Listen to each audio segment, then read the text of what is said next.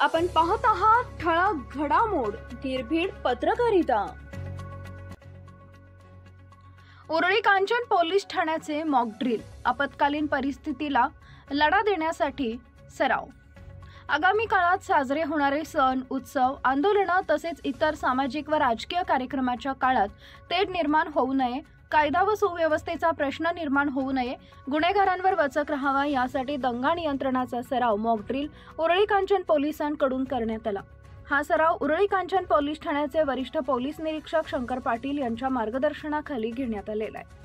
मंगळवार दिनांक 26 रोजी सायंकाळी 5:15 वाजेच्या सुमारास स्वामी विवेकानंद ग्राउंड उरळी कांचन इथं दंगा नियंत्रणाचा सराव मॉक ड्रिल घेण्यात आला। सण, उत्सव, आंदोलने तसेच इतर सामाजिक व राजकीय कार्यक्रमाच्या काळात संतप्त जमावावर सशस्त्र पोलिसांनी हँड ग्रेनेड, अश्रुधाराच्या नळकांड्या फोडत जमावाला पांगण्यासाठी पाण्याचा मारा तसेच लाठीचार्ज या सर्वांचे प्रात्यक्षिक घेण्यात आले।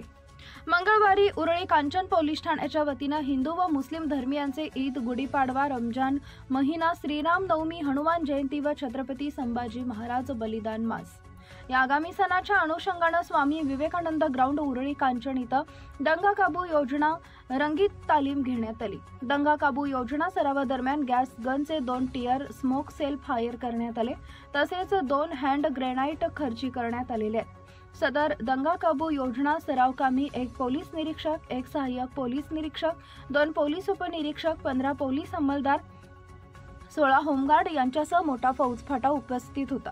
दरम्यान सरावामध्ये बेकायदेशीर जमावावर वज्र वाहनातून पाण्याचा फवारा मारणे, गॅस गनद्वारे अश्रुधूर, नळकांड्या फोडणे, हँड ग्रेनेड जमावावर फेकणं, जमाव भडकवणाऱ्या लोकांना ताब्यात घेणं अशा कृतींचं प्रात्यक्षिक यावेळी करण्यात आले।